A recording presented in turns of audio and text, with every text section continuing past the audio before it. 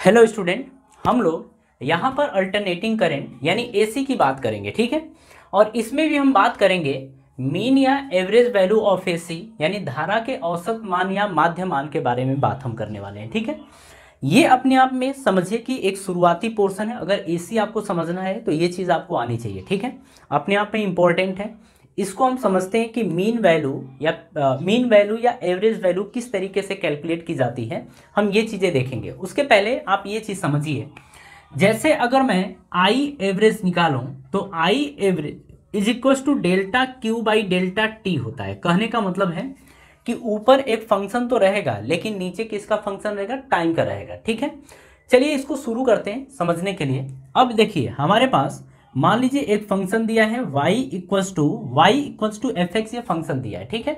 अगर मैं इसका एवरेज निकालूं और मैं लिखूं कि y एवरेज, तो y average is equals to, मैं क्या करूंगा कि एफ एक्स को टाइम के रिस्पेक्ट में डिफ्रेंशिएट कर दूंगा, यानी F X D X, F X into D T ये मैं कर दूंगा। अपॉन में क्या आ जाएगा, ये आपका आ जाएगा डी टी, ठीक है। अगर मैं ये कहूं कि मैं इसे मतलब इसका एवरेज निकाल रहा हूं 0 से t तक, तो यहाँ पर लोअर लिमिट 0 और अपर लिमिट t, यहाँ पर 0 और अपर लिमिट t ये हो जाएगा। ये समझिए एक फॉर्मूला है, इसी फॉर्मूले के बेस पे आगे हमें बढ़ना है, ठीक है। अब यहाँ पर अगर मान लेते हैं कि F X is equals to अगर आई है, F X equals to I है, तो यहाँ पर अगर निकालना पड़ जाए मुझे एवरेज, तो मैं यहाँ पर y एवरेज, y की जगह हम i ले लेते हैं, यानी कि i एवरेज अगर मुझे निकालना पड़ जाए तो मैं एफ एक्स की जगह क्या लूंगा, i। तो मैं लूंगा यहाँ पर i और टाइम का फंक्शन dt और इसको कर दूंगा 0 से t तक इंटीग्रेट। अपॉन में ये आपका आ जाएगा, ये आपका आ जाएगा dt और ये 0 से क्या रहेगा t, ठीक है। तो इस तरीके से हम एवरेज कैलकुलेट करते हैं। यहाँ पर i जो देख रहे हैं, i क्या है कि अभी हम i की वैल्यू कुछ रखेंगे। एसी के अंदर i की वैल्यू कुछ होती है, क्योंकि एसी में i यहाँ पर जो i दिख रहे हैं ये फिक्स नहीं होता है, ठीक है, ये वेरी करता है। अब किस तरीके से वेरी करता है, तो यहाँ पर देखिए हम लोग इस चैप्टर में i is equal to I naught sine omega T ये लेके चलते हैं, इसे आप याद रखिए कि एसी में i इक्वल टू क्या होता है, आई नॉट साइन ओमेगा टी ये होता है। अब यहाँ पर हम लोग क्या करेंगे जरा वो देखिए। यहाँ पर अगर देखा जाए तो अच्छा हाँ, एक चीज और है कि वोल्टेज यानी V की वैल्यू जो होती है V not sine omega T, ये आपके V की वैल्यू होती है, यानी वोल्टेज होता है। अगर यहाँ पे I नॉट और V नॉट की बात करें तो ये आपकी पीक वैल्यू होती है। कौन सी वैल्यू है, पीक वैल्यू है, यानी इसको बोलते हैं हम शिखर मान। पीक वैल्यू या इसी को क्या बोला जाता है, शिखर मान बोला जाता है। बात समझ में आ रही है। तो यहाँ पर ये I की वैल्यू है, तो I एवरेज जब भी कैलकुलेट करना होगा इस तरीके से कैलकुलेट करेंगे। और यहाँ पर अगर मुझे I एवरेज चाहिए तो I के प्लेस पे हम क्या रखेंगे, I के प्लेस पे रखेंगे I naught sine omega T, I naught sine omega T हम ये रखेंगे, आगे dt है तो dt रख देंगे, ठीक है। अपॉन में देखिए हमने क्या किया, I की जगह क्या रखा, I naught sine omega T, I naught sine omega T, आगे dt है तो हमने dt रख दिया, इतनी बात, ठीक है।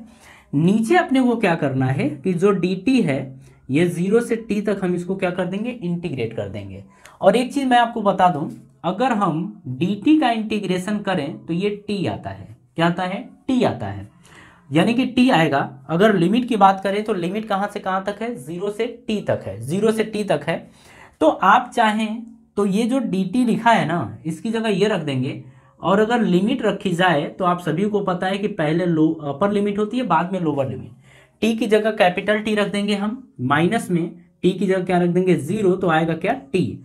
तो नीचे आपका क्या आना चाहिए, नीचे आपका आना चाहिए कैपिटल टी। इतनी बात ठीक है, ये चीज समझ में आ गई। तो देखिए ये अभी ये चीज शुरू कर रहे हैं हम, ये चीज हम शुरू कर रहे हैं। जरा हम आगे यहाँ पर और कुछ देखते हैं। अच्छा, हम आपको बता दें कि एवरेज यानी औसत को किस किस तरीके से रिप्रेजेंट किया जाता है, कौन कौन से तरीके हैं कि हम आई को रिप्रेजेंट कर सकते हैं, हम वो चीज़ देखेंगे। और यहाँ पर देखिए इस चैप्टर के अंदर जो पोर्शन हम शुरू किया ना, ये आपका बेसिक हिस्सा है। हम यहाँ से धीरे धीरे इसके पीक पर पहुँचेंगे, मतलब अच्छे से अच्छे कॉन्सेप्ट को अगर समझना होगा तो ये जो शुरू वाला हिस्सा ही अपने को आना चाहिए, ठीक है। अब यहाँ पर आप देखिए, हमने कहा कि एसी जो है, इसमें एसी में एवरेज को कैसे रिप्रेजेंट कर सकते हैं। तो देखिए, हम इसको लिख सकते हैं आई एवरेज, ये एक तरीके से औसत मान को, या इस तरीके से भी, ये भी एक रिप्रेजेंट करने का तरीका होता है, या इसे हम एवरेज को इस तरीके से आई, ये आगे बार लगा देंगे, ऊपर क्या लगा देंगे, बार। तो ये आपके 3 तरीके से हम औसत यानी एवरेज को रिप्रेजेंट कर सकते हैं। बात समझ में आ गई है। तो ये कहानी शुरू हो चुकी है। अब देखिए, हमको क्या निकालना है, हमको निकालना है फुल साइकिल और हाफ साइकिल के लिए, मतलब एक पूरे चक्र के लिए और आधे चक्र के लिए निकालना है एवरेज वैल्यू ऑफ करंट और वोल्टेज। तो यहां पर देखिएगा, जैसे अगर देखा जाए तो जो आपने फंक्शन लिखा था I equals to I naught sine omega T, उसका ग्राफ कुछ इस तरीके से होता है। ये आपका टाइम होता है और ये आपका करंट या फिर वोल्टेज जो रखना हो वो रख लीजिए, ठीक है। और यहां से अगर देखा जाए तो जो करंट हमारा होता है, यहां से यहां तक जब पहुंचता है तो एक कंप्लीट साइकिल होती है, एक कंप्लीट साइकिल होती है। जब ये हमारा जो करंट है वो इस तरीके से चलते हुए जब यहां पर आ जाता है, कहने का मतलब ये ग्राफ दिखाने का एक तरीका है, करंट ऐसे नहीं चलता है एक्चुअली। हाँ, ये भी कह सकते हैं कि चलता इसी तरीके से, धीरे धीरे वैल्यू इसकी बढ़ती है, फिर धीरे धीरे वैल्यू घटती है, फिर माइनस में जाती है और फिर धीरे धीरे जीरो की तरफ आ जाती है, ठीक है। हमें अब देखना है कि एवरेज वैल्यू जो करंट की है वो हाफ साइकिल और फुल साइकिल में होती कितनी है। तो सबसे पहले हम देखेंगे average value of current in full cycle. हम सबसे पहले फुल साइकिल में देखेंगे और हाफ साइकिल में देखेंगे। एक चीज मैं आपको पहले ही समझा दूं, अगर देखा जाए करंट तो ऊपर वाले हिस्से में पॉजिटिव और नीचे वाले हिस्से में निगेटिव होता है। यानी कि अगर हम देखें एवरेज वैल्यू ऑफ, ऐसे बोल दें, average value of current, average value of current in full cycle, in full cycle, full cycle, अगर फुल साइकिल के अंदर अगर average average value of current यानी करंट का औसत मान देखा जाए तो आई एवरेज की वैल्यू होती है 0 के बराबर। क्यों होती है 0 के बराबर? क्योंकि आधे हिस्से में प्लस है और आधे हिस्से में माइनस है। अगर हम देखें तो 0 से यहां पर ले लो t/2 और यहां तक क्या आता है t, क्योंकि एक कंप्लीट यानी कि एक आवर्तकाल, एक टाइम पीरियड यहां जाके कंप्लीट होता है, ठीक है। जब कोई भी चीज एक चक्कर लगाता है, ये आ गया यहां से, जैसे इसको समझिए, अगर हम बात करें कि कोई भी एक इलेक्ट्रॉन है वो यहां से चला और घूम के फिर यहीं पर आ गया, तो जितना समय लगता है उसी को टाइम पीरियड बोलते हैं। और एक सर्किल कंप्लीट होने में लगे समय को टाइम पीरियड यानी आवर्तकाल बोला जाता है। और यहाँ पर आवर्तकाल क्या है, टी, ये हम रिप्रेजेंट करेंगे। जब ये पूरा हो जाएगा तभी इसको टी बोला जाएगा। बात समझ में आ रही है? चलिए, अब हम फुल साइकिल के लिए एवरेज निकाल रहे हैं, यानी कि हम लिखेंगे एवरेज वैल्यू ऑफ करंट या वोल्टेज, करंट या वोल्टेज। अगर हम करंट या वोल्टेज देखें, मतलब इसके एवरेज वैल्यू को देखें, तो किस तरीके से कैलकुलेट किया जाएगा वो देखिए। हम बात कर रहे हैं फुल साइकिल में एवरेज वैल्यू ऑफ करंट या वोल्टेज इन फुल साइकिल या फॉर फुल साइकिल, है ना, फुल साइकिल के लिए। अब देखिए, हमको पता है कि I इज इक्वल टू होता है आई नॉट साइन ओमेगा टी। अब यहां पर हमें अगर एवरेज निकालना हो तो आई एवरेज बराबर हम लोग लिखेंगे, देखिए क्या लिखेंगे यहां पर आप लिखेंगे फुल साइकिल यानी टाइम पीरियड क्या होगा, 0 से t तक आप लेके जाओगे, यहां से आप लोगे और यहां तक आपको कंप्लीट में निकालना है एवरेज 0 से t तक, ठीक है। अब I होता था, फॉर्मूला पीछे देखिए, उसकी जगह लिखेंगे आई नॉट साइन ओमेगा टी, ये आगे dt और नीचे आपका जो आएगा वो dt आएगा। ये फॉर्मूला आपने देख लिया 0 से t तक। बात समझ में आ रही है? अब हम इस हिस्से में से कुछ हिस्से को मिटा रहे हैं, जैसे इसी को मिटा दे रहे हैं। हमको प्रूफ करना है कि I एवरेज की वैल्यू 0 होगी, यही चीज हमको देखना है, ठीक है। अब यहां पर देखिए ये आ गया। अब I की बात करें तो I नॉट कांस्टेंट है, तो ये आपका आ जाएगा बाहर, तो आपका I नॉट आ गया बाहर, ठीक है। अब देखिए अंदर क्या बचा, अंदर बचा है साइन ओमेगा टी और dt, ये बचा है। अगर यहां पर आपको हम कहें कि साइन ओमेगा टी का इंटीग्रेशन करिए। आपको मैं बता दूं साइन ओमेगा टी का इंटीग्रेशन क्या होता है, एक्चुअली में ये आएगा माइनस कॉस ओमेगा टी, लेकिन अब टी का जो आगे वाला हिस्सा है वो आता है अपॉन में, ये इंटीग्रेशन में होता है। डिफरेंशिएशन के अंदर यानी अवकलन के अंदर ये आगे होता है और इंटीग्रेशन के अंदर यानी कि समाकलन के अंदर ये नीचे होता है, ठीक है। तो अगर हम लोग इसको इंटीग्रेट करें तो आपने देख लिया कि साइन ओमेगा टी का integration minus cos omega T, यानी कि हम ऐसे लिख सकते हैं माइनस कॉस ओमेगा टी बटे में ओमेगा, और यहाँ पर आपका जो टाइम पीरियड है जीरो से लिमिट जीरो से टी तक रखेंगे, ये रखेंगे जीरो से टी अपॉन में। अब एक चीज देखिए, जो आप देख रहे हैं dt का इंटीग्रेशन होता है t, ये रखेंगे t, लिमिट है जीरो से लेके t तक। इतनी बात समझ में आ गई, ये चीज ठीक है। अब आगे देखिए, आगे में हम ये करेंगे कि माइनस और ओमेगा बाहर खींच लीजिए, तो माइनस आई नॉट बटे में ओमेगा, अंदर क्या बचा है, अब माइनस भी बाहर खींच लिया तो कॉस ओमेगा टी ये केवल बचा हुआ है, ठीक है। तो एक बार और लिख देते हैं, अंदर बचा हुआ है कॉस ओमेगा टी, लिमिट है जीरो से टी अपॉन में आप लिखेंगे ये टी, तो upper limit minus lower limit यानी टी माइनस जीरो आप ये कर देंगे।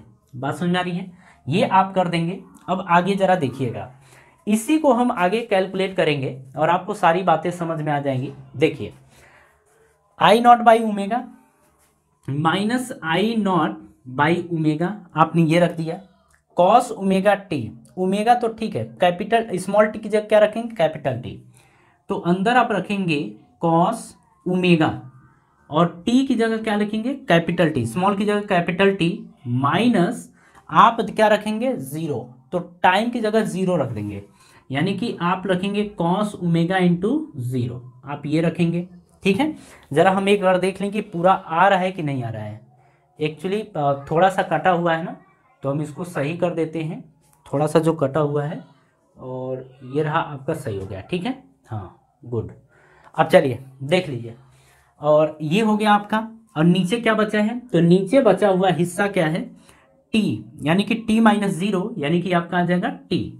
अब एक चीज देखिए, आपको यह ध्यान रखना है, जो टाइम पीरियड होता है ना टी इक्वल्स टू, ये होता है 2 pi by omega, T equals to क्या होता है 2 पाई बाई ओमेगा, ये आप ध्यान रखेंगे, जो टाइम पीरियड है ये T equals to 2 pi by omega होता है, ठीक है।